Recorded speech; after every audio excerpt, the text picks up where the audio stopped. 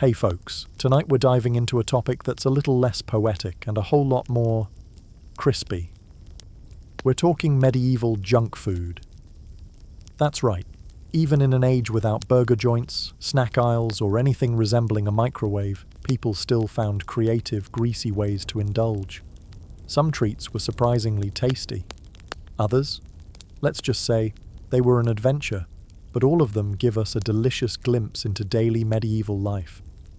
So before you settle in, go ahead and tap that like button and subscribe, only if you genuinely enjoy these strange and cozy time-traveling tales. And drop a comment below. Where in the world are you watching from? And what time is it there right now? I always love seeing our little story circle stretch across the globe. Now, dim the lights. Maybe fluff your blanket or switch on a soft fan for that peaceful background hum. Take a deep breath, and let's begin tonight's tasty little journey through the odd snacks and guilty pleasures of medieval times. In a time when most snacks looked questionable and tasted even worse, apple fritters were a small golden miracle, sweet, hot, and just dangerous enough to feel exciting. These crispy little rounds were about as close as medieval folks got to a donut, if you subtract the frosting and ignore food safety altogether. So what did fritters actually have in them? Apples, of course. But not the shiny, polished kind you find at the grocery store today. These were wild, knobby, tart little things, often swiped from a neighbour's orchard or plucked off the ground behind a tavern. The fruit was chopped, then mixed into a rough batter of flour, eggs, and sometimes a splash of ale. Because let's be honest, water in the Middle Ages wasn't always trustworthy. Ale, on the other hand, made everything a bit warmer and funnier. Then came the frying, a medieval performance all its own. Oil, usually pig fat, was reused until it had enough personality to deserve a name. It added flavour, or at least something that passed for it. But the end result? Hot, crispy edges, a soft, steamy centre, and enough grease to count as a protective coating. One bite fresh from the pan, and you were risking mild burns. But it was worth it. If you were fortunate, and had the kind of coin that made bakers raise eyebrows, you might even get a sprinkle of imported sugar on top. For the rest, a little honey or spiced syrup did the job. Either way, it was sweet enough to make you forget the boiled cabbage waiting for dinner. Fritters were the kind of thing you grabbed on market days after church, or when you needed to bribe a child with something that didn't involve carrots. Birds loved them, kids begged for them, adults devoured them. Sure, sometimes they were burnt, undercooked, or tasted like they'd been made in the same oil as last week's fish, but when they were good, they were unforgettable. One delicious bite, and for a fleeting moment, medieval life didn't seem quite so bleak. Now, if fritters were the donut of the Middle Ages, cheese curds were basically medieval popcorn. Small, chewy, and oddly comforting in their simplicity. They didn't melt, they didn't stretch, they didn't sparkle. But that was part of the charm. Medieval cheese wasn't made to impress. It was made quickly, eaten quickly, and expected to survive questionable travel conditions and the occasional hoofprint. Cheese curds were the soft, early pieces scooped out before the cheese aged into something that could break a toe. The process? Simple. Milk was curdled using rennet, which, fun fact, came from the stomach lining of baby animals. Unappetizing? A little. But it did the trick. The resulting curds were gently pressed, lightly salted, and eaten before anyone had time to ask too many questions. Some were soft and creamy. Others bounced back when you bit them. If they squeaked on your teeth, that was considered a bonus. They weren't fancy, but they were filling, portable, and oddly satisfying. Monks snacked on them between prayers. Travellers carried them like edible Lucky Charms. Kids popped them into their mouths like little dairy candies, assuming the cows had been generous that week. You could fry them, crumble them over porridge, or just eat them by the handful while pretending your entire life didn't smell like goat. Cheese curds didn't need a feast day or special occasion. They were always around, modest, reliable, and just comforting enough to remind you the world hadn't completely fallen apart. Sure, some batches tasted a bit suspicious, but freshness was a loose concept back then. With enough salt and blind optimism, most folks just smiled and chewed. And when compared to the other options, say, cold broth or leftover cabbage water, cheese curds felt like a blessing. They weren't glamorous, but they were warm, dependable, and oddly persuasive, especially when trying to bribe a stubborn child or a spoiled barn cat. Let's be honest, turnips are not dessert. That should be the first rule of sweets. But in medieval times, when sugar was a luxury, apples weren't always in season, and creativity often came from hunger, someone looked at a turnip and thought, you know what? This could be pie. And just like that, turnip pie entered the culinary scene. Now, to be fair, it wasn't always terrible. Sometimes it was even okay. Picture soft, mashed turnips, hopefully cooked enough, mixed with eggs, maybe a dash of honey or a handful of dried fruit if the cook had a generous streak that day. All of it wrapped inside a thick, no-nonsense crust made of flour, water, and pure determination. The final product? Edible, surprisingly. At its best, it had a slightly sweet, earthy flavour, a little like root vegetable pudding in a coat of ambition. At its worst, it tasted like someone had baked a mistake and called it lunch. Still, turnip pie had staying power. Why? Because turnips were cheap, and pie crust could cover a lot of culinary sins. Burnt? Hide it. Bitter? Add honey? Questionable smell? Bake it longer and hope for the best. It wasn't anyone's idea of indulgence, but in a world where desserts were rare and vegetables were aggressive, turnip pie tried its best, and that counted for something. You'd find them at festivals, monastery tables, or on especially inventive fasting days. Some recipes even added spices. Nutmeg if the monks were feeling wealthy, pepper if the cook was feeling reckless. Occasionally, raisins showed up, confusing everyone involved. Nobles wouldn't touch it unless they were trying to relate to commoners or needed to impress someone with their humble side. But for regular folks, it was dessert, sort of. It came in a crust and didn't taste like dirt, close enough.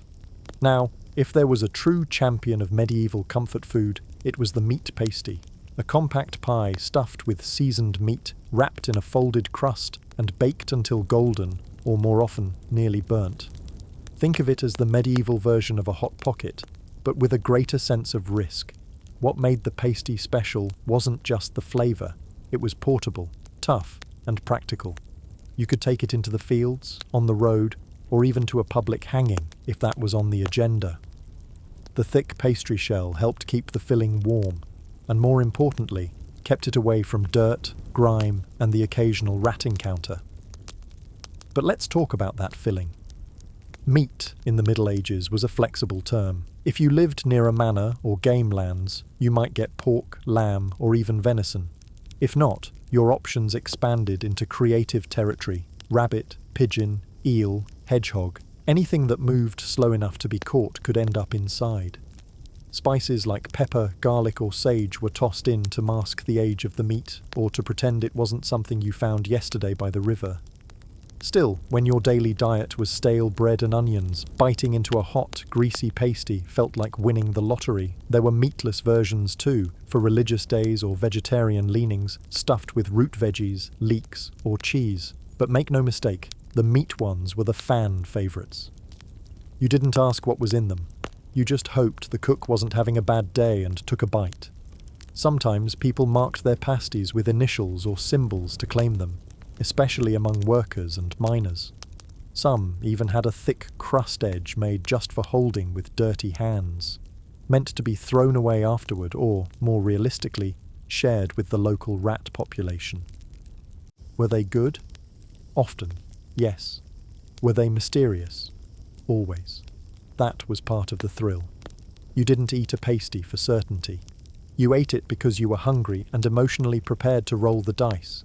And when it came to breath fresheners, medieval style, look no further than candied fennel seeds. These tiny, sugary seeds were the closest thing to a breath mint you could find in a world where brushing your teeth meant swishing with wine and crossing your fingers.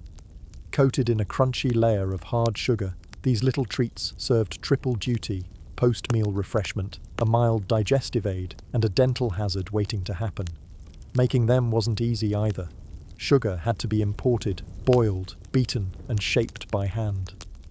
So the very existence of candied seeds means someone really, really wanted their breath to smell like something other than salted goat meat. They were especially popular in noble circles, served after meals in tiny bowls, alongside polite conversation and lingering pieces of mutton between teeth. The flavour, strong. Fennel tastes like licorice with an attitude, and it didn't care what you thought.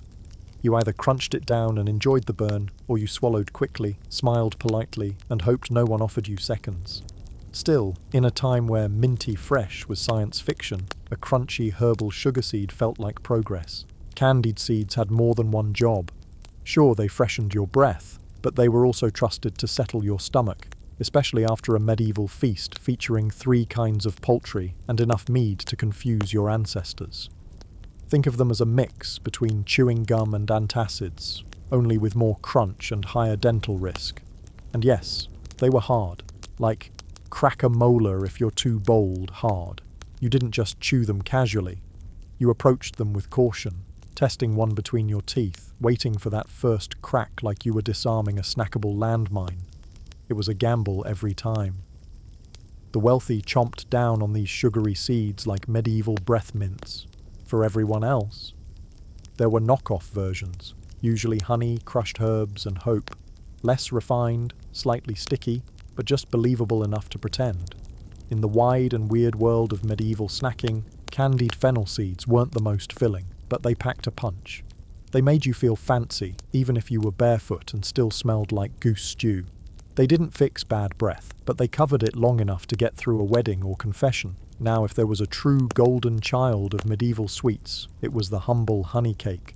Sticky, dense, and a little unruly, honey cakes were what happened when bakers got bold and sugar was still locked away in some nobleman's vault. Honey, on the other hand, was the poor man's sweetener, assuming you had bees, knew someone with bees, or were brave enough to raid a hive with nothing but a cloth sack and blind optimism. Honey cakes were made with flour, water, and a whole lot of sticky determination. The final result? A firm slab of chewiness that could either delight your taste buds or be used to stop a door from closing. If the household had a little extra coin, spices made an appearance. A dash of nutmeg, a whisper of clove, maybe even cinnamon if you were showing off. Dried fruits joined the party when they weren't being turned into wine or stolen by village kids. Honey cakes were popular at weddings, feast days, and local fairs, not just because they were tasty, but because they kept well. You could bake them, drop them, step on them, and still serve them with pride.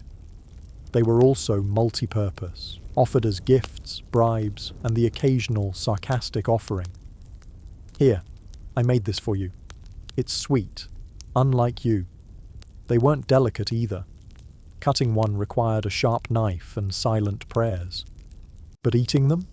Easy. Just be prepared for honey-coated fingers and a jaw workout. They weren't light, they weren't fluffy, but they were satisfying. They tasted like effort and warmth, like someone had tried their best to make life feel a little bit brighter. And then there were fish skin cracklings, perhaps the most unexpectedly addictive snack to crawl out of the medieval kitchen. Crispy, salty, and undeniably fishy, these little bits weren't pretty, but they got the job done. Chances are no one meant to invent them. More likely, someone stared at a pile of leftover fish skin after gutting a herring and thought, what if we just threw this in some hot fat? And somehow, it worked. If you lived by the coast or near a river, fish was a staple, and nothing went to waste. The meat went in the stew, the heads went to the cats, and the skins. They met their fate in bubbling oil until they curled, crackled, and turned into ocean-flavoured crisps. Surprisingly, they were good. Crunchy like a fallen leaf, with a taste that could only be described as intensely aquatic. Sprinkle on a bit of salt, maybe some herbs if you were feeling fancy, and you had a snack that was halfway between a miracle and a dare. They were portable, fat-rich, and oddly addictive. Perfect for workers, travellers, or anyone brave enough to eat something that smelled like it could still swim away. Were they refined? Not at all. But they were quick, crunchy, and a proud example of medieval efficiency. In a world where nothing was wasted and flavour was found in the strangest places, fried fish skin was a triumph. Crispy, greasy, and just indulgent enough to make you forget about the turnip pie cooling on the table. After a long day of chopping wood, chasing down escaped goats, or arguing over whose sheep were whose, medieval bodies craved something greasy, salty, and satisfying. Enter fried fish skins. Sailors lived off them. Soldiers swore by them. And peasants? They sold them hot and crispy outside taverns, raking in a few coins, and the pleasure of feeding drunk people something crunchier than their arguments. Did they still have a few scales on them sometimes? Yes. Did they occasionally curl into odd, vaguely threatening shapes? Also, yes. But by the culinary standards of the time, these were practically elegant, crispy, flavorful, and best of all, unlikely to send you running to the nearest field with medieval food poisoning. The only issue? The smell. Fry up a batch inside your home, and congratulations. You now lived in what could best be described as Neptune's laundry basket. For a week. But you'd be forgiven, because they were good. When life handed you stale bread and lukewarm beer, you didn't complain. You invented what might be the most medieval comfort food imaginable, bread soaked in ale. Known in various corners of the old world as soups, trench toast, or just dinner, this dish was essentially poor man's French toast, minus the sugar, cinnamon, eggs, and joy. It worked like this. Take yesterday's bread, so old and hard it could stop a crossbow bolt, and dunk it in ale. Not the fancy hoppy kind brewed in oak barrels by bearded hipsters. No, this was weak, murky, home-brewed ale, fermented in someone's back shed and stirred with a stick that may have also been used to discipline chickens. The bread soaked it all up like a medieval sponge with trust issues. It softened, swelled, and transformed into something almost chewable. Was it delicious? Depends. If the fire was warm, your mood was decent, and you squinted just right, sure, kind of. It was hearty, slightly bitter, and didn't immediately offend the taste buds, which in those days was a win.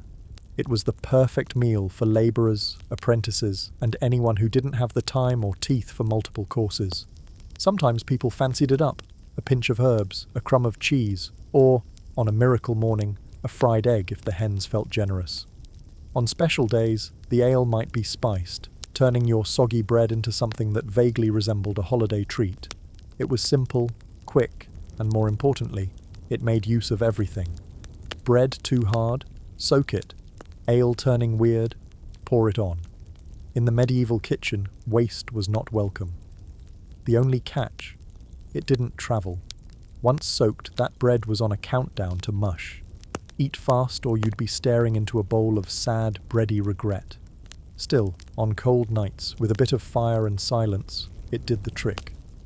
Ale-soaked bread may not have looked like much, but it fed generations with warmth, carbs, and a touch of fermented comfort.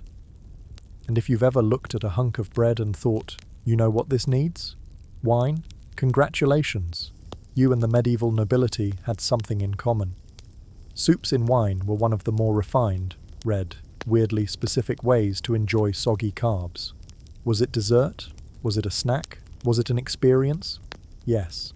The idea was simple. Toast some bread, ideally not the kind that crumbled into dust on contact, and dunk it into warm, spiced wine, not fresh wine. This was last season's vintage, pulled from a clay jug that may have once stored pickled onions. Add in spices like cloves, maybe cinnamon, and suddenly it was elegant. The result was a spoonable wine-infused mush served at banquets, nighttime gatherings, and awkward dinners where no one wanted to talk about taxes. You'd sit there, eating your soaked toast, while lute music trailed off in the background, pretending this wasn't just an accident someone decided to serve in a bowl. Done well, it was comforting. The wine gave it richness. The bread added texture. The spices gave it the illusion of sophistication. Done poorly, it was wet bread in purple juice, and no amount of dried fruit could make you feel like a noble.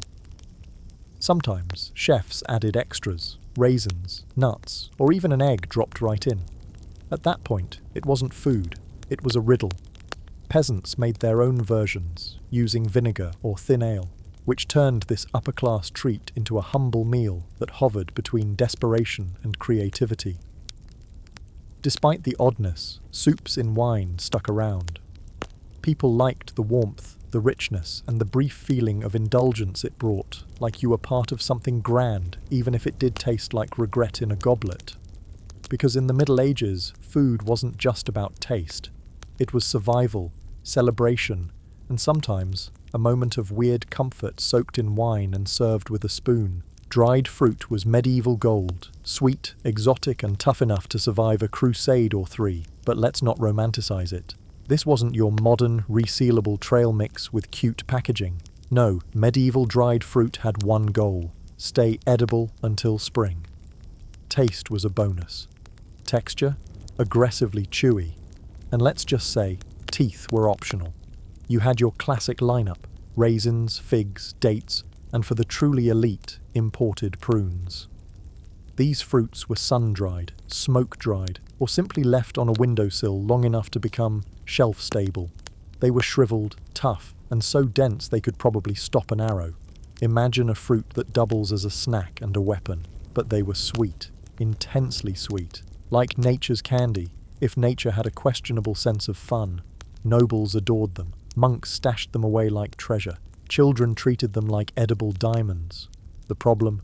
You needed the jaw strength of a blacksmith to chew them. Figs came with a built-in dental trap, tiny seeds that acted like floss from the underworld. Dates were so sticky they could weld your molars shut. Raisins lodged in your teeth for hours like clingy guests at a feast. Still, dried fruit had its place. Tossed in porridge, baked into honey cakes, mixed into meat pies when cooks felt creative. Rich households might soak them in wine, drizzle them with rosewater, or wrap them in pastry just to show off.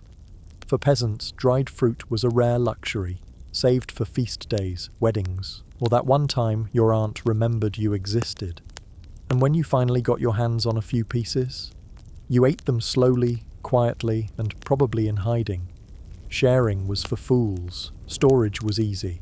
They lived in cloth sacks or tucked into clay pots and hardened over time into something closer to medieval jawbreakers. But that just made them last longer, or double as a projectile in sibling disputes. Sweet, slightly dangerous, and always memorable, dried fruit was the candy of the courageous. Now let's talk about breakfast, or maybe revenge. Because when you woke up hungry and needed something dense, greasy, and slightly terrifying, you reached for a blood pudding ball. Imagine a sausage roll with all the subtlety of a punch to the stomach. Bold, iron-rich, and unapologetically primal, these meatballs meant business. Born from the no-waste mentality of medieval kitchens, blood pudding balls started with fresh pig's blood, though in desperate times, any blood would do. Add oats, onions, suet, and spices. Stir until it resembled something between a porridge and a dare. Then shape into balls and fry until they're crisp on the outside and deeply mysterious on the inside. The flavor? Bold, earthy, slightly metallic. You'd be tasting iron and salt for the rest of the day and questioning your life choices by dinner. But they were filling. 2 could replace lunch, 4 could carry you through battle or a long sermon. Rich folk might add herbs or pair them with ale and eggs. Peasants were just glad it wasn't turnips again.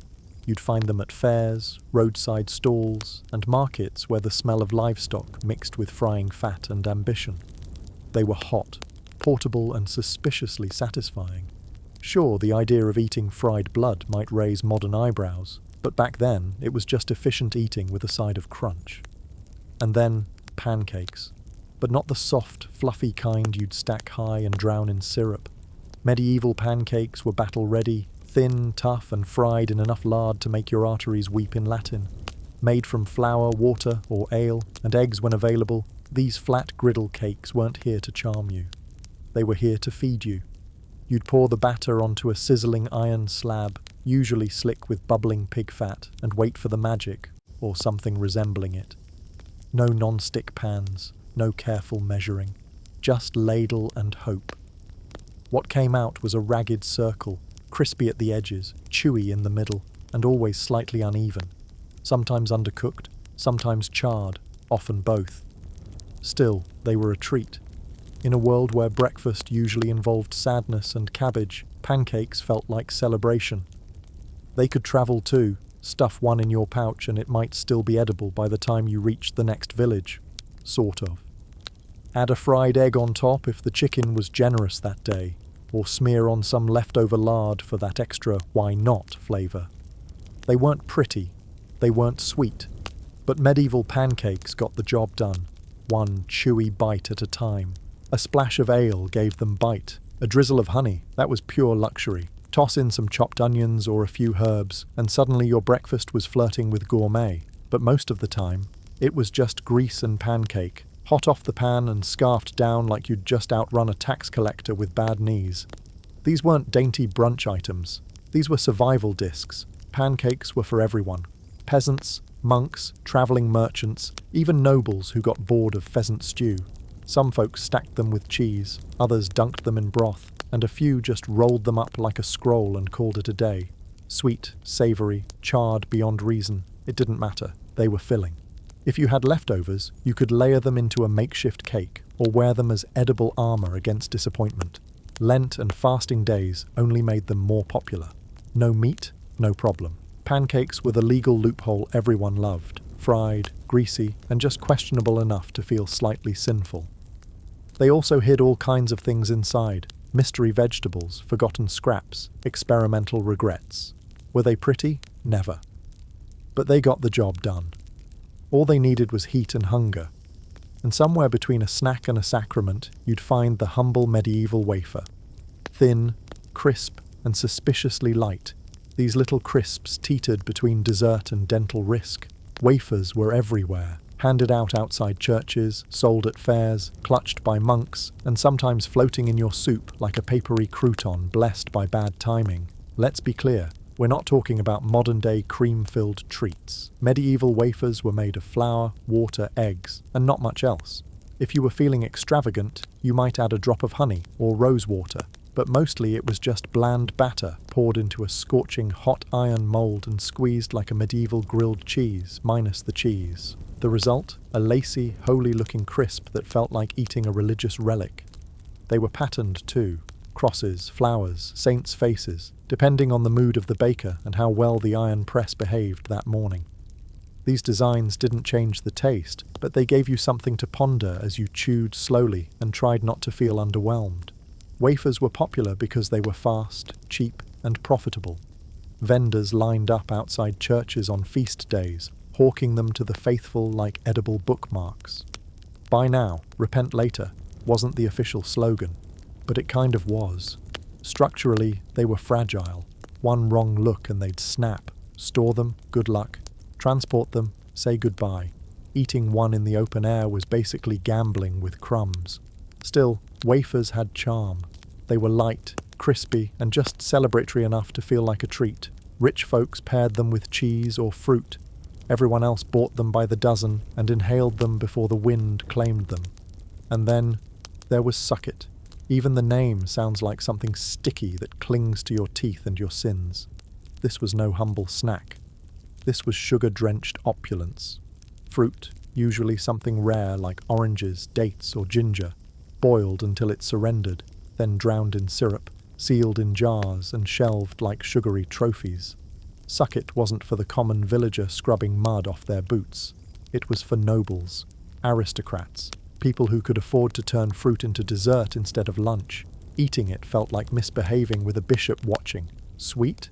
Absolutely. Overwhelming? Sometimes. But you didn't say no to Sucket. You savoured it, slowly, smugly, probably while lounging on an embroidered cushion. It was a status snack, gifted like fine wine or flashy relics. Here, have this delicacy, it said. I like you, just not enough to give you property. Sugar was a luxury, fruit was seasonal. But Sucket, that was pure medieval decadence in syrup form. Reserved for royal weddings, visiting dignitaries, or, if you were truly absurdly rich, random Wednesdays just because you could. Sucket wasn't your average sweet, it was a sugar-soaked flex. The process, downright obsessive. First, you'd boil your fruit. Think citrus peels, ginger, or dates, in syrup. Maybe honey if you were wholesome. Refined sugar if your spice merchant owed you or you just enjoyed watching peasants gasp. Then you drain it, let it sit, and repeat, again and again. Because this wasn't just preservation, It was fruit being reborn through sheer culinary domination. The final product was a sticky, jewel-toned candy that practically glowed with excess. Some versions stayed syrupy, served in fancy glass dishes that screamed, "I have a pantry bigger than your house." Others were dried, rolled in more sugar, and handed out as neat little cubes that could rot your teeth and elevate your status at the same time. But make no mistake, suck-it wasn't just food. It was a statement. It meant you had wealth, connections, and possibly a dedicated sugar-stirring servant who hadn't seen daylight since Lent. At banquets, it was passed around like treasure. Guests took a piece, tried to look dignified, and instantly regretted not pocketing a few more when no one was looking. Peasants? They watched from the kitchen, maybe snuck a lick off a forgotten spoon and considered it the highlight of their decade. And was it worth it? Honestly, yes. Suck-it tasted like dessert. Not just sweet, but sophisticated, refined, a little burst of joy in a world mostly filled with cabbage and disappointment. And now, fried eel. Ah yes, the unlikely superstar of medieval snacking. It slithered from riverbanks to royal halls without ever once stopping to wonder if people were really that hungry. Spoiler, they were, and eel delivered. Back then, rivers were basically eel buffets. Easy to catch, even easier to cook, and surprisingly delicious when fried. Sure, raw eel looked like something you'd summon in a nightmare, but once in hot fat, it transformed. Golden, crispy, weirdly satisfying. The catch? You had to catch it first. Preferably at night, with bare hands or crude traps. Picture a peasant ankle-deep in murky water, wrestling something that felt like a slimy, sentient shoelace. Once subdued, the eel had to be skinned, a process best described as not fun, like peeling a wet rope that really didn't want to cooperate. Then came the hot oil, tossed in whole or in chunks, seasoned if you had ambition. Fried until the skin crackled and the meat firmed into a savory snack that tasted like calamari if it had gone on a spiritual journey through the forest. People ate it everywhere, in taverns, at roadside stalls, during village fairs. Even religious folks got in on the action. See, eel wasn't technically meat according to medieval rules, so it became the loophole protein of choice during fasts. Monks ate it, nobles celebrated it, kings had it baked into pies that looked suspiciously like serpents in disguise. Yes, it had bones, lots of them. Yes, it sometimes twitched after death. But if you could get past the existential dread of eating something that looked like it might curse your lineage, fried eel was really good. Crisped skin, tender inside, just the right amount of grease to make your fingers shine with guilt and glory. Today, eel might seem like a bizarre choice. Back then, it was the weird little miracle that filled bellies, made fast days interesting, and proved once and for all, if you fry it, they will eat it. Now let's talk about living conditions and survival strategies. When you picture life in the Middle Ages, you might think of knights on horseback, roaring feasts, or cheerful village fairs. But for the average peasant, winter wasn't festive. It was survival. It wasn't a season. It was a yearly showdown with nature, like being tested by a cruel, cold teacher who didn't believe in mercy, or blankets. Imagine this. You live in a tiny hut made of mud and sticks, the kind where the walls are so thin you could probably hear a fox sneeze in the forest. No insulation, no real windows, just a tiny opening stuffed with old cloth or maybe an animal pelt. No fireplace thermostat, no fancy knobs, just arguments with your siblings over who gets to sit closest to the fire. And let's be honest, the inside of your house was usually just a slightly more polite version of whatever the sky was doing outside. If it's snowing out there, it's nearly snowing in here. And when the sun goes down, the real chill begins. Nights were the worst, pitch black, wind snarling like a wild beast outside, the fire flickering weakly in the hearth, barely enough to toast the toes of whoever was sitting closest. If you were on the far end of the room, you might as well have been camping, in the woods, with wet socks and clothing. That didn't help much either. Peasants didn't own fancy cloaks lined with fur or plush feather beds. You had maybe 2 wool tunics, scratchy as hay bales, and a cloak that smelled like it had lost a bet with a goat. Layering them felt less like staying warm and more like building a sad wool sculpture of yourself. Spoiler alert, it didn't work. And as for bedding, forget it. Your bed was likely a wooden frame stuffed with straw or dried rushes, maybe an old sack. And as a bonus, fleas. Congratulations, you're never alone.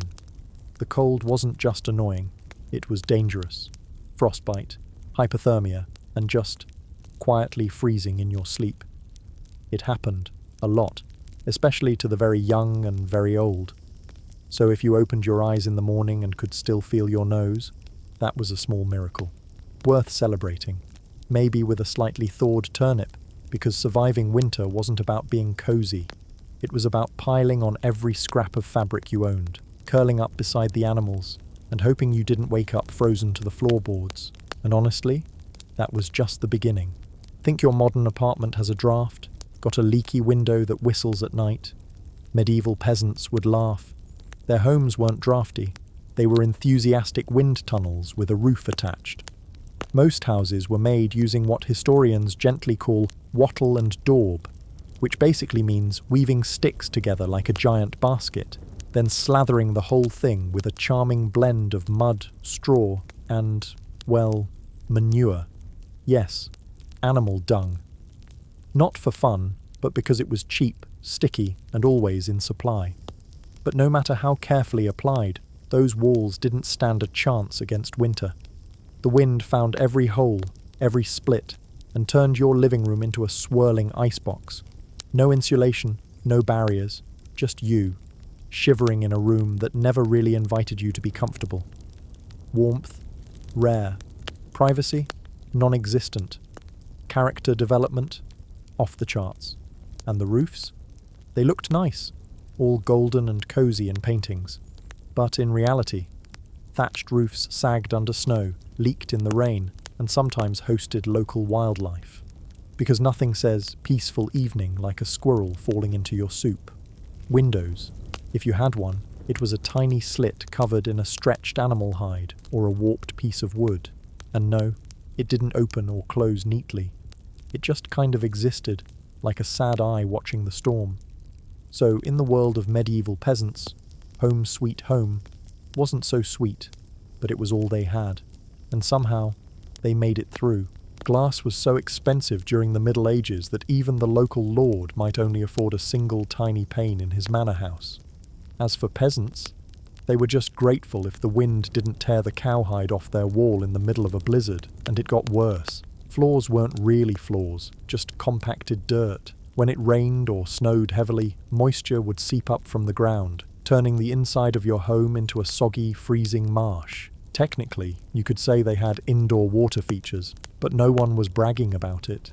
In the winter, every step inside your own home felt like trudging through a frozen swamp. Cold from above, cold from below, cold from within. It was a full-body attack from every direction. But medieval peasants didn't whine about it. They fought back with stubbornness and creativity. They packed moss into the cracks in the walls. They stuffed rags into drafty gaps. They huddled together for warmth, human insulation at its finest. Sometimes they rubbed sheep grease into the walls, hoping it would help keep the cold out. And if your house was falling apart and your best defense against winter involved mud, old cloth, and goat hair, well, you laughed about it, or tried to, assuming your teeth weren't chattering too hard. As if icy winds weren't bad enough, peasants also had to battle the cold rising silently from below. The ground beneath them, their floor, was the same frozen earth that carried winter in its bones. Floors were just slightly flattened dirt. Maybe, if you were lucky, someone had thrown down some straw or dried rushes to trick your feet into thinking it was a little more comfortable. But in truth, you were sleeping just one itchy layer away from the frozen ground. And that cold wasn't passive. It crept up like a ghost, curling through the straw, into your bones, and right into your soul. If you dropped anything onto the floor during a winter night, it was gone. Not lost, just frozen. Congratulations, it was now part of the permafrost. To battle the bitter cold, peasants did what they could. One method was layering the floor with thick mats of straw, if you had enough of it. More realistically, if you could sneak it from your neighbour's field without being noticed, you might create a halfway decent insulating barrier. But straw flattened fast, got mouldy even faster, and added a loud, crunchy soundtrack to every step, and every night spent tossing and turning. Some homes used dried rushes instead. They'd throw fresh ones on top every so often, but rarely cleaned out the old, rotting layers underneath. Over time, this formed a damp, decaying sandwich of decomposing plant matter, bugs, and mystery creatures no one dared name. It was medieval carpet padding. If your carpet was alive, slightly soggy, and smelled like something that had spent a week in a swamp. Beds, for those lucky enough to own one, didn't offer much relief. They were little more than wooden frames packed with, you guessed it, more straw. No mattress, no fluff. Just prickly, shifting bundles that rustled with every move. Tossing and turning wasn't about comfort. It was about staying alive. You'd move just enough to avoid freezing one side of your body before flipping over to save the other. The truth is, medieval peasants didn't conquer the cold ground. They simply endured it. They lived awkwardly, uncomfortably, just above it. A good night's sleep wasn't about softness or dreams. It was about waking up with all your fingers and toes still attached. And if you managed that, you were doing better than most. If there was one unsung hero in a medieval peasant's home during winter, it wasn't the walls, it wasn't the sagging roof, and it definitely wasn't the layer of frozen mud pretending to be a floor. No, the real champion was the hearth. A stubborn, flickering fire pit, often smoky and temperamental, but absolutely essential. In a world without heating, light bulbs, or anything even remotely resembling comfort, the hearth was the center of everything. Warmth, food, light, and a fragile sense of survival. At the heart of nearly every peasant dwelling sat a simple fire. No grand stone fireplace, no elegant chimney channeling smoke into the sky. Just a pit dug into the floor, or a few blackened stones with some partially burned logs doing their best to keep the dark at bay. And the smoke? It didn't go anywhere special. It hovered. It drifted lazily through cracks in the roof, through holes in the wall, or straight into your lungs. Breathing wasn't ideal.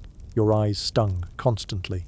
But on the plus side, it did a wonderful job of fumigating fleas. Who needs pest control when you're living in a permanent cloud of smoke? But the fire wasn't just a heat source. It was the kitchen, the lantern, the evening entertainment. People sat around it after dark, telling stories, sharing village gossip, or simply staring into the flames, because frankly, there wasn't much else to do once the sun went down. Keeping the fire alive wasn't optional. Letting it go out overnight wasn't just annoying, it was dangerous. In the biting cold of a medieval winter, losing your fire was an open invitation for frostbite to move in and finish the job. And relighting it, no matchsticks, no lighters, no click-click whoosh. You had flint, steel, dry kindling if you were lucky, and frozen fingers that barely worked. Getting a fire started from scratch in the dead of night could take half an hour, 2 blisters, and more whispered prayers than an entire Sunday sermon. So peasants got clever. They learned how to bank the fire. Banking didn't mean saving it for retirement. It meant gently burying the glowing embers under a thick blanket of ash before going to bed. The ash insulated the heat, allowing the coals to smoulder, just barely, until morning. If you did it right, you could walk over at dawn, poke around, add some fresh wood, and the fire would come back to life without the drama. If you did it wrong, you'd be starting from zero, again, in the dark, in the cold. Fire banking was a tradition, an art passed down from parent to child. Everyone had their own technique. Some swore by dry ash. Others insisted a bit of dampness helped. Some packed the coals tightly. Others let them breathe. Suggesting a better way to do it was like starting a medieval family feud. It was the ancient version of arguing over how to start a barbecue, except instead of undercooked ribs, the stakes were your toes. Of course, things still went wrong. Sometimes a gust of wind would snake its way through a wall crack and snuff the fire out. Sometimes a clumsy goat would knock over the fire pit. Yes, that happened. That's why, in some homes, family members took turns getting up in the night to check the embers. It was the medieval equivalent of sleepwalking to adjust the thermostat. In the end, fire banking wasn't about conquering the cold. It was about buying yourself a few extra hours of warmth. just enough heat to make it through the night without becoming a human ice sculpture. And if you woke up and saw even a faint red glow beneath the ashes, that was your tiny victory, a spark of hope, a reason to face one more day of battling winter in a world where fire, smoky, stubborn, imperfect fire, was often the only thing keeping you alive. The phrase, "the more the merrier," wasn't just about parties in medieval times. It was a full-blown winter survival strategy. When the hearth grew dim and the wind howled through every gap in the walls, there was one guaranteed source of warmth: each other. And if that meant sleeping shoulder to shoulder with your parents, siblings, livestock, and possibly a confused goose or two, so be it. Forget personal space. That wasn't even a concept. On the coldest nights, comfort wasn't the goal. Survival was. Families piled into the warmest corner of the house, wrapped in every scrap of fabric they could find, forming what could only be described as a very determined, snoring human lasagna. Children were wedged between parents. Grandparents took the outer edges, and if Cousin Elfrida dropped by unannounced, someone just scooted over. There was always room. Kind of.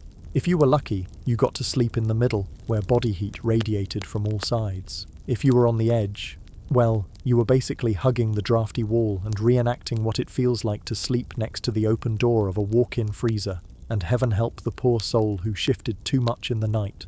One wrong move and you'd send Uncle Harold rolling into the icy corner, earning yourself the title of family villain until spring. Even bedding was communal. A single, flattened straw mattress often served several generations. Cleanliness? Not a top priority. Let's just say the aroma was layered. But when frostbite's knocking, you stop being picky. Smells could be ignored. Cold couldn't. Body heat was everything. In fact, some medieval advice books even recommended arranging the warmest, sturdiest folks on the outside of the sleeping pile, like a wool-clad human shield. Babies, the elderly, and anyone too sick or frail to survive the chill. They were bundled in the center, protected like tiny, precious radiators. And over time, this strategy evolved beyond necessity. It became routine. Cold nights brought families together, literally. They told stories, sang quietly under itchy blankets, and probably shared some strange late-night confessions with their faces buried in someone else's armpit. So, next time your pet takes over your bed or your sibling steals the blanket, just remember, at least you're not fighting for elbow space between a snoring uncle and a goat with opinions. And speaking of goats, they weren't outside. They were inside. So were the pigs, chickens, and cows. If it had a pulse and gave off warmth, it got a spot in the house. This wasn't some quirky village superstition. It was a practical, heat-saving decision. Animals gave off warmth, and in homes where insulation was a joke, and the wind could whistle through your pillowcase, every warm body mattered. Plus, keeping livestock indoors had bonus benefits. If the goat was sleeping against your wall, it was a lot harder for someone to sneak off with it in the night. Warmth and theft protection in one smelly package. At night, the house transformed into a chaotic but toasty barn. Chickens roosted in corners, pigs snorted near the hearth, and cows, majestic and smug, stretched out near the walls like they paid rent. It wasn't glamorous, far from it. Imagine being trapped in a car for days with someone who skipped a few baths. Now imagine that someone is a cow, and it's winter, and there's no car, just 4 mud walls and no escape. By the time spring arrived, the smell of a shared winter couldn't be ignored. Lighting a candle didn't help. Your nostrils had already seen things, but medieval noses adapted. Complaining was useless. Everyone understood the trade-off. More animals inside meant fewer frozen toes outside. Certain animals even had assigned spots. Cows, being the biggest and warmest, got the prized positions near the people. Goats wormed their way inside too, not that they needed an invitation. Chickens perched on beams or baskets. Pigs, they just plopped down wherever they felt like, usually right in the middle of the room like they owned the place. Sharing a living space with barn animals did come with its hazards. You might wake up to a chicken nesting in your hair. Or worse, step barefoot into something very unpleasant on your way to stoke the fire. Medieval mornings were full of surprises. Still, despite the noise, the smell, and the occasional hoof to the ribs, peasants knew the cold could kill. but a warm cow probably wouldn't. In the battle against winter's icy fingers, a breath of hot, slightly slobbery cow air could mean the difference between life and death. And when it came to winter fashion, it wasn't about looking good, it was about staying alive. No one cared about style. Peasants weren't flipping through the latest trends or debating colours. They were layering like their lives depended on it, because they did. The rule was simple. If you owned it, you wore it. Sometimes all at once. Start with a scratchy linen shirt. Itchier than it is warm, but it's a start. Then a thicker wool tunic on top. If you had a second one, layer it. Add saggy woolen leggings, a cloak that smelled like wet livestock, and, if you were truly blessed, a sheepskin so old it had seen 5 winters and lost most of its fluff. Now you were officially 10% warmer, and 90% itchier. But in the Middle Ages, that was the cost of survival. Fashion was measured in degrees, not compliments. Boots were a luxury few peasants could afford. Most made do by wrapping their feet in layers of cloth, worn-out rags, or whatever they could find, and then shoving the whole bundle into wooden clogs. If the cold still managed to creep in, and it usually did, you just added another rag and hoped it wasn't the toes last night on duty. And as for washing all those layers, forget it. Doing laundry in the middle of winter meant hauling your clothes to a frozen stream, smashing through solid ice, and risking pneumonia while waiting 2 full days for your only shirt to dry.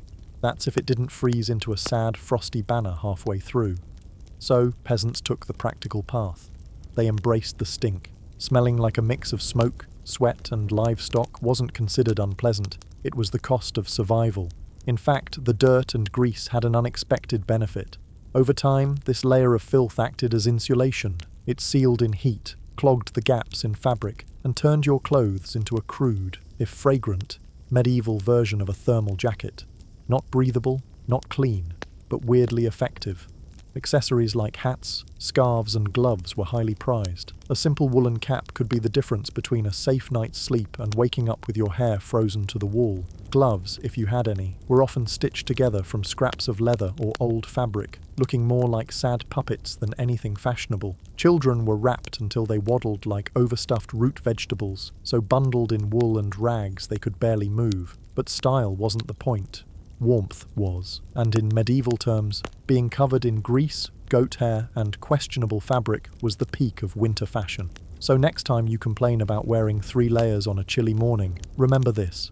Medieval peasants walked around wearing half their wardrobe at once, looking like lumpy laundry bags with legs, and feeling grateful for it. In their world, dirt wasn't a sign of defeat. It was a tool, a strategy, a crusty badge of honor.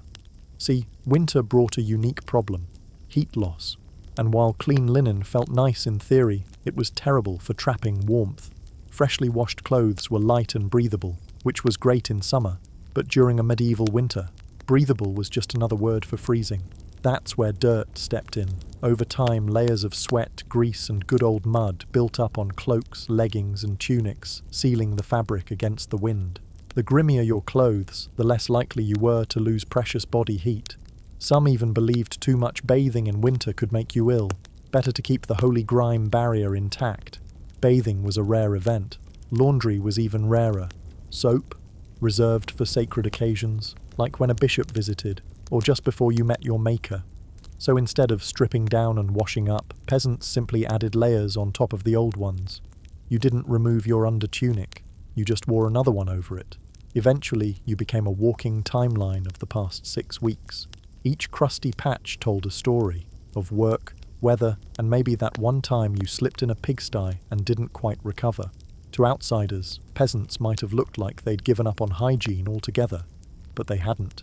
They were just prioritizing survival. That itchy, greasy tunic. It was armor, a defense against frostbite, against waking up blue-lipped and frozen. It wasn't glamorous, but neither was freezing for the sake of smelling nice. And in a world where everyone stank equally, no one was offended. The human nose gave up. Scent blindness was a shared coping mechanism. So yes, filth in a medieval winter wasn't a failure. It was function. It was fashion. And if you had a thick, greasy outer layer by February, you were winning. Big time.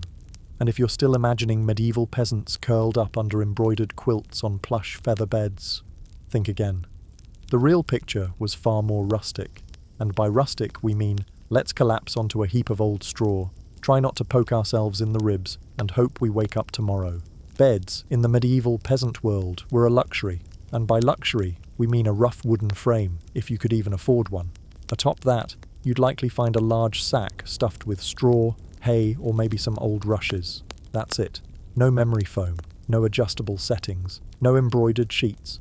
Just a crunchy, lumpy, slightly pokey bundle that smelled faintly of livestock and poor life choices. Every shift in the night was accompanied by the charming soundtrack of rustling straw and the occasional sharp jab from a rogue stork, reminding you, comfort is a modern invention.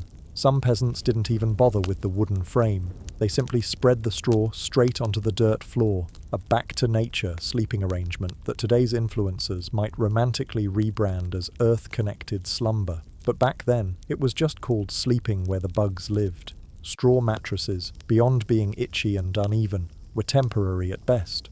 Over time, the straw flattened, absorbed moisture, started to grow mold, and turned into a thriving ecosystem of unwanted guests. Changing the straw was a big event, something you might do a few times a year, or, realistically, only when the bedding started squirming on its own. Rushes were another popular choice.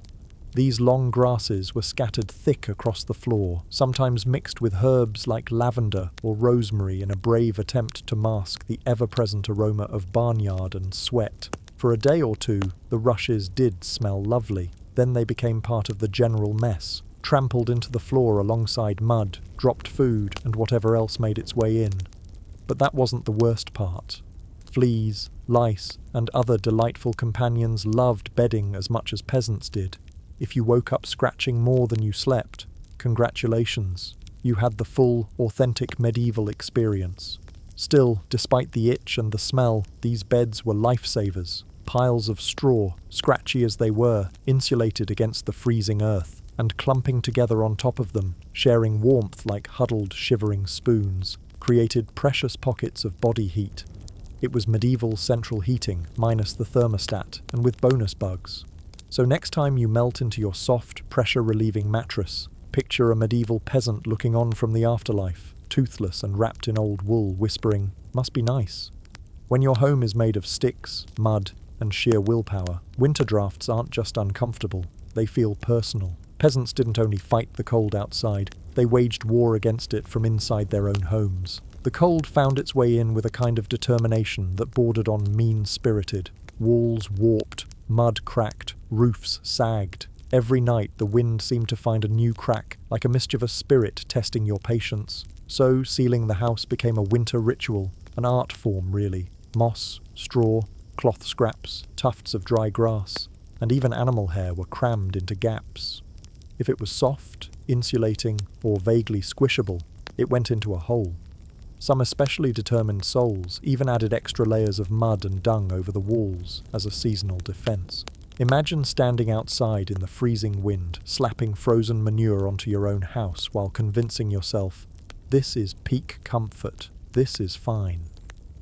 Roof leaks brought their own drama. Thatched roofs, though affordable, didn't exactly keep out the weather, especially after a few good snowstorms. Peasants patched holes with cloth, reeds, and, in moments of desperation, chunks of turf swiped from nearby fields. Over time, every home began to look like a sad, soggy patchwork quilt, stitched together with hope and desperation. Doors and windows, when they existed, were basic slabs of wood attached with nails and sheer stubbornness. Window openings were covered with thick cloth or animal hides, sometimes soaked in fat to block out drafts. This helped, and added a mysterious, meaty scent to the room. Every night was a battle between human determination and the sneaky, relentless cold.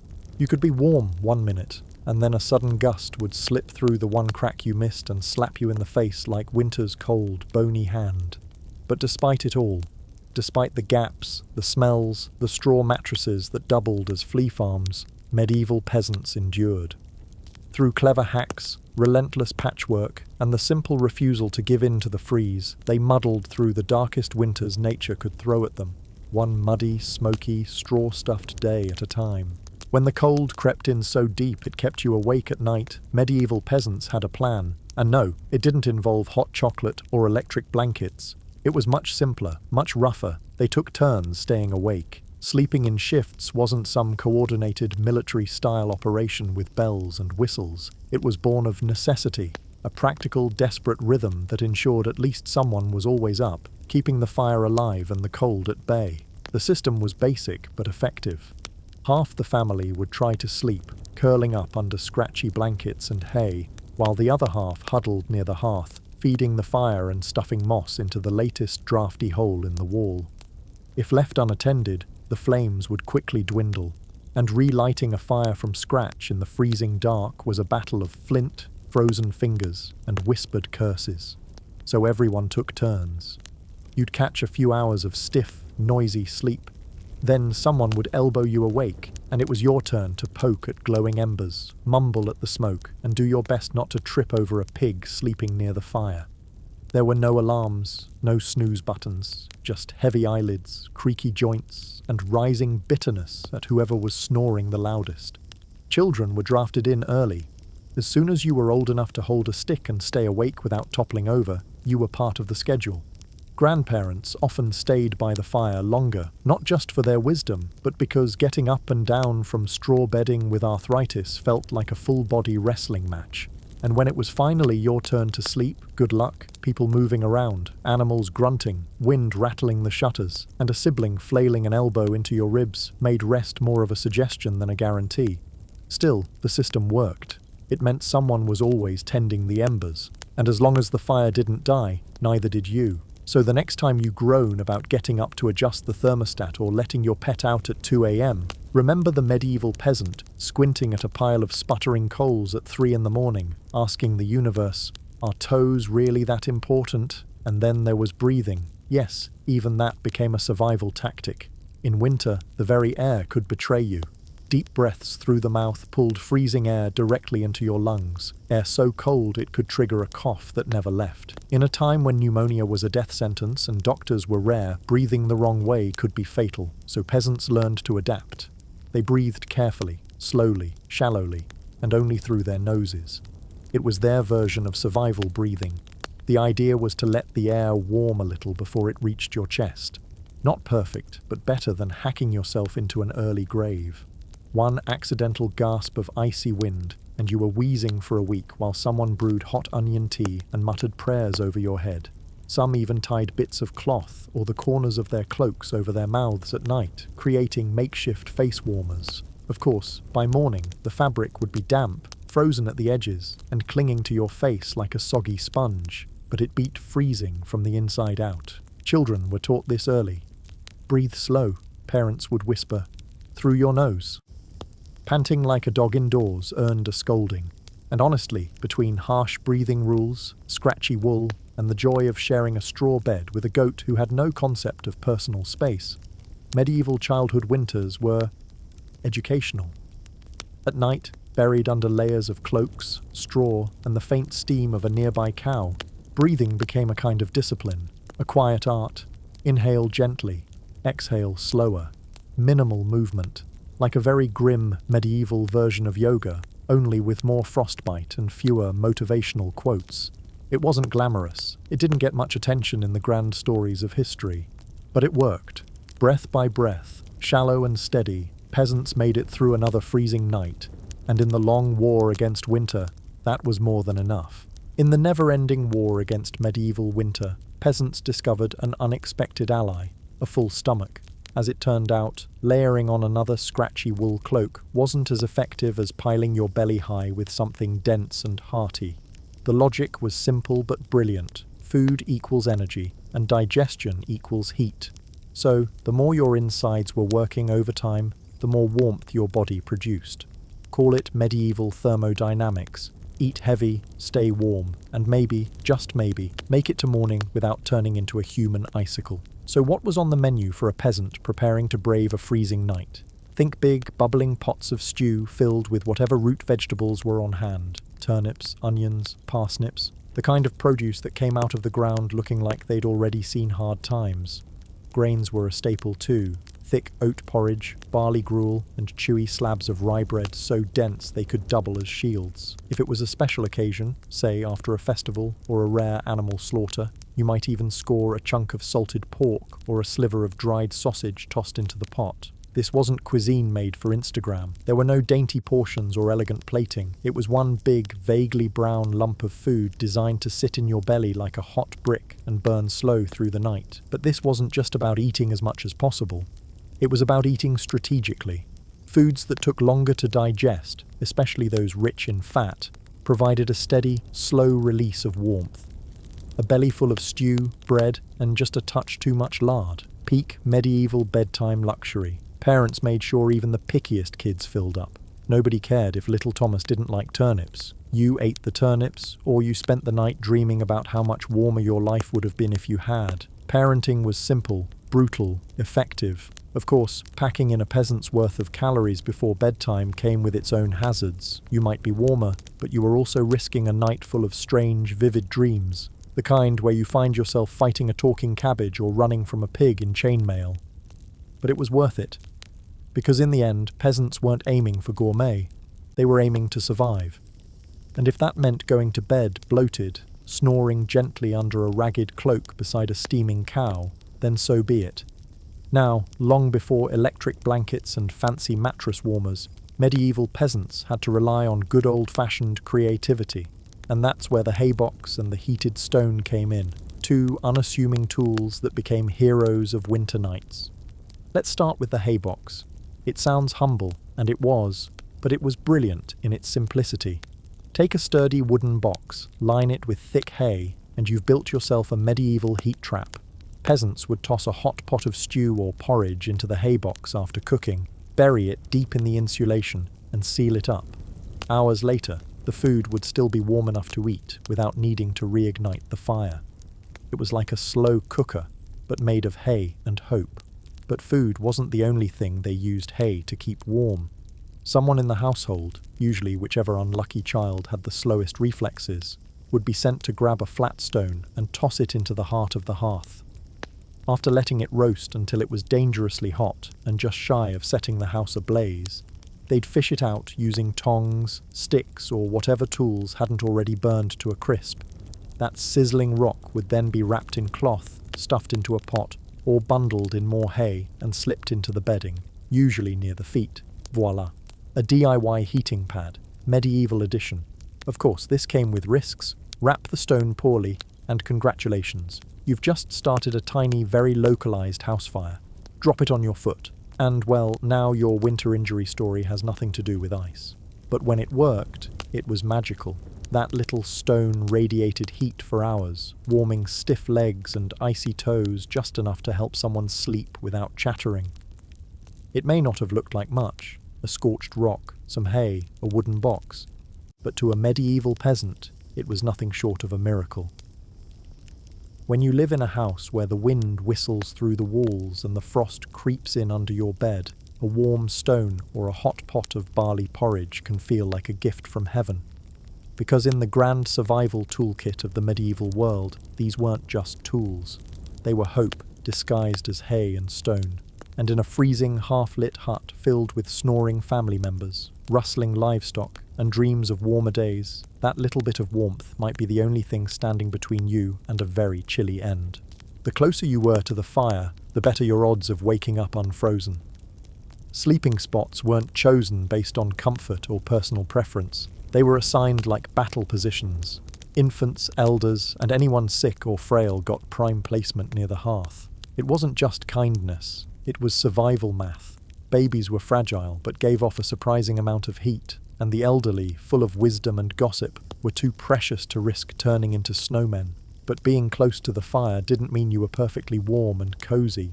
Too near, and you might wake up with singed eyebrows or a cloak that smelled suspiciously like toast. Too far, and you might as well be sleeping in an open field with the cows. The fire didn't heat the whole room. It roasted whatever bodies were planted right in front of it. Everyone else was left fighting for a spot in the narrow wedge of warmth like cold-blooded lizards scrambling for a sunbeam. If you were lucky enough to drift off facing the fire, one side of your body could enjoy some heavenly heat while the other side froze solid enough to chip. And of course, pets and livestock had no intention of being left out. A dog might sneak in beside you, tail wagging dangerously close to the flames. Chickens sometimes perched right on the hearthstones, clucking softly like feathery little fire guards. Every crackle of the logs, every soft collapse of an ember was a tiny reassurance. You're still here, still warm, for now.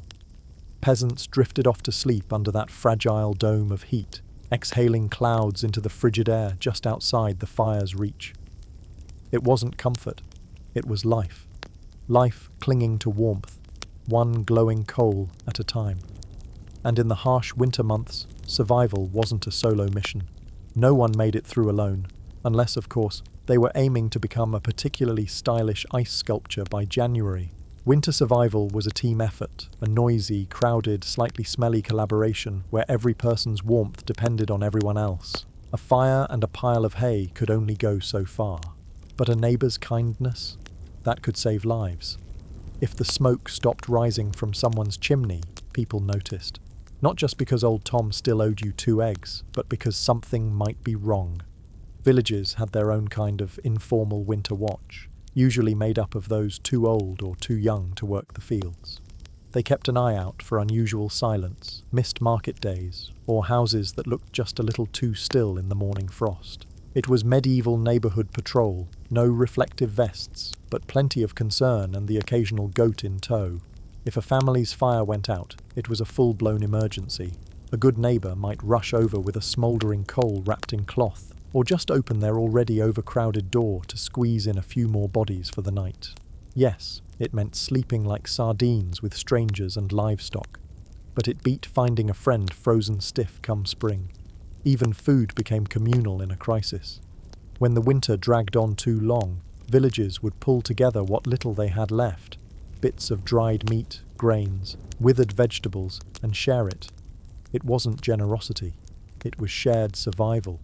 Children got in on it too, running messages, carrying firewood, or ferrying hot embers across the village. No one was too young, too tired, or too grumpy when winter came knocking.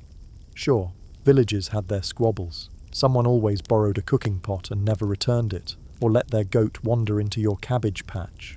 But when the nights grew colder than grudges, old arguments were quietly put aside. Because today you might be helping your neighbour, but tomorrow it might be you shivering on their doorstep. In the bleak heart of winter, the village itself became one enormous, awkwardly lovable family. A bit chaotic, occasionally passive-aggressive, but fiercely united in the goal of seeing spring. Of course, even with fire and friendship, medieval peasants didn't take chances. They prayed. A lot. When the wind roared like wolves outside their paper-thin walls and the hearth flickered low, they turned to something beyond straw and smouldering logs. Divine backup.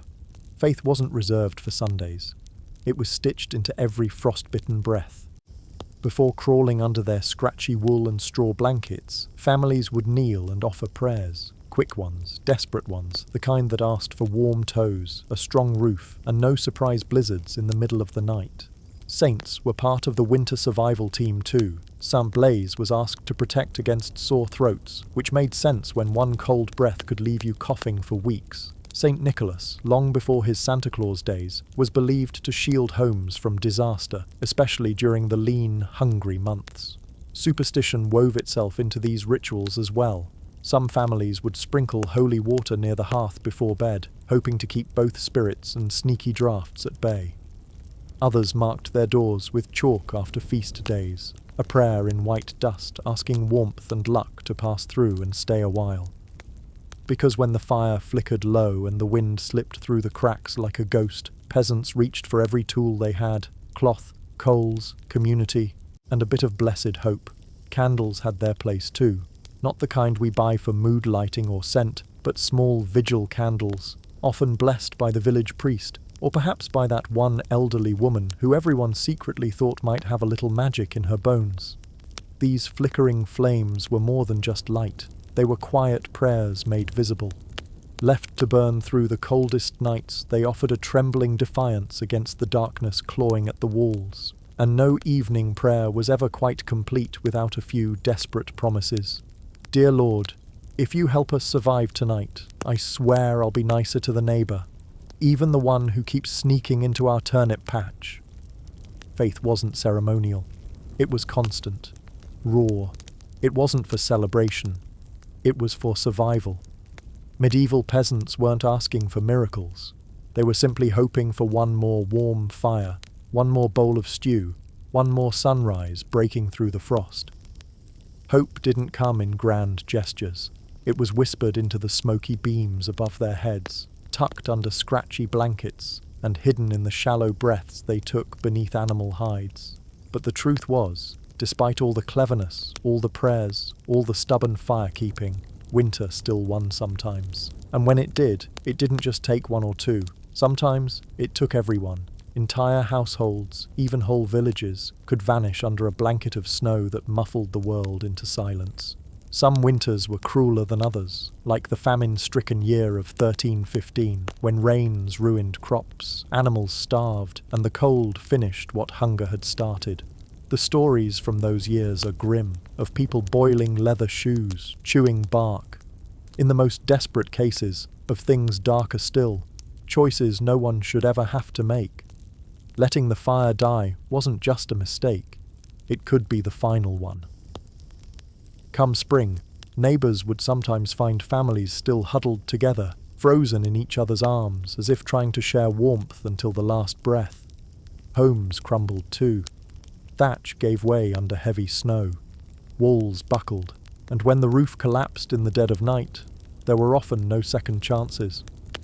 Dragging yourself through waist-deep snow to beg shelter from another home didn't guarantee mercy, especially if that home had nothing left to give. Illness came in with the cold. Starving bodies couldn't fight off infection. Coughs turned to fever, bronchitis, pneumonia. A simple shiver in December could become a funeral by January. And then there was frostbite. Fingers, toes, even ears, blackened and taken. Some survived the winter, but not in one piece. Those missing limbs were quiet reminders. I made it, but winter left its mark. But maybe the most haunting thing wasn't death itself. It was how ordinary it became. People accepted that not everyone would see spring. They grieved, yes, but they also prepared. Death was just another caller, wrapped in frost, knocking on every door in turn. And still, they endured. Somehow, through the sorrow, the smoke, and the frostbitten silence, medieval peasants pressed forward. They grieved, they worked, they prayed. Because as long as a single coal glowed in the ashes, as long as someone's breath still fogged the air, there was reason to hope. When we look back now, we often focus on the suffering, the cracked hands, the smoke-filled homes, the endless grey winters. But that's not the whole story. Hidden under all of that hardship was something far stronger, resilience, pure, unshakable human resilience. They didn't have heaters or warm boots or even the assurance they'd survive the week, but they had determination and grit. They found ways to adapt, to bank fires, to pack walls with moss and mud, to huddle together with goats and babies and the odd chicken, and make it to spring. They built communities not just of people, but of trust. When food ran out, they shared. When illness struck, they gathered around the sick. And when a fire went out, someone showed up, with a coal, a blanket, or just a body to share warmth with. No one made it alone. That was never the rule. Their faith, too, wasn't just habit. It was endurance. It gave them something to whisper into the dark. Not out of fear alone, but out of hope. A fragile, flickering kind of hope that said, tomorrow might be warmer, brighter, kinder. And somehow, it was. Because of their sacrifices, their small, unglamorous victories, we stand where we are today. Bit by frozen bit, they carried humanity through. Every warm home we live in, every thick blanket we wrap around ourselves, every winter night we spend in comfort. It's all built on the backs of those who never gave up. So the next time the wind rattles your windows and you reach for another blanket, maybe pause for a moment. Think of them. The nameless, fearless ones. The ones who turned freezing mud and smoke into a legacy. One ember, one breath, one stubborn heartbeat at a time.